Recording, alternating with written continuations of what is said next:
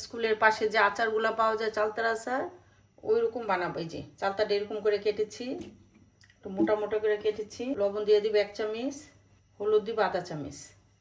ভালো করে সিদ্ধ করব, সিদ্ধ হোক। আসসালামু আলাইকুম। স্কুলের পাশে চালতার আচার বানায় সেটাই দেখাচ্ছি।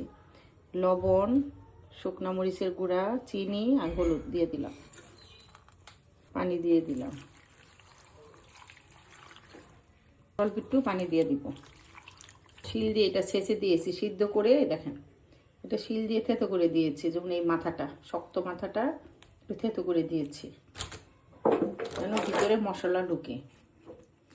যে সবগুলাই এই যে দেখেন শক্ত জায়গাগুলো একটু থেতো করে দিয়েছি। এটা সিদ্ধ হোক, এটা ঢেকে দিব চুলা কমিয়ে আস্তে আস্তে।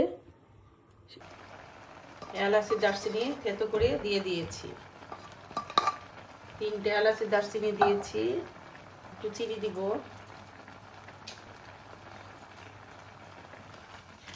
ছোটবেলায় আমরা স্কুলের সামনে এরকম বড় বড় করে চালতার আচার বিক্রি করতো, এরকম কালারই হইতো। তখন তো এত কালারফুল কালার ছিল না, একবারে অরিজিনাল ভাবে করতে। যে এইরকম বড় বড় করে একটা একটা করে আমরা খেতাম। তখন একটা একটা চালতার দাম 4 আনা ছিল। একবার সিম্পল মশলা দিয়ে করতো। 1 চামচ পাঁচফোড়ন দিয়ে দিলাম, পাঁচফোড়ন আর সাথে একটু ধনিয়া বেশি আর হলো শুকনো মরিচ। ডালটা ভাঙবো না, আস্তে আস্তে থাকবে, ঢেকে দিব।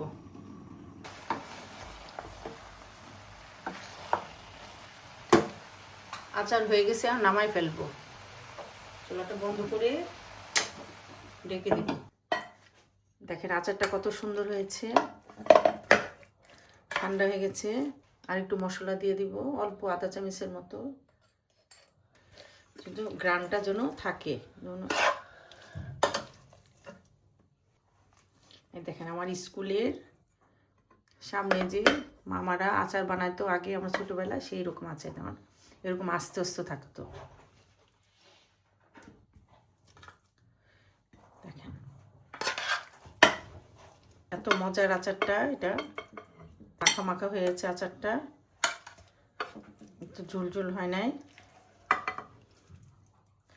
আপনারা সংরক্ষণও করতে পারবেন, আর সাথে সাথে খেয়েও ফেলতে পারবেন, আবার নরমাল ফ্রিজে রাখা যায়। আমার আচারগুলো যদি আপনাদের ভালো লাগে, লাইক কমেন্ট শেয়ার সাবস্ক্রাইব করবেন।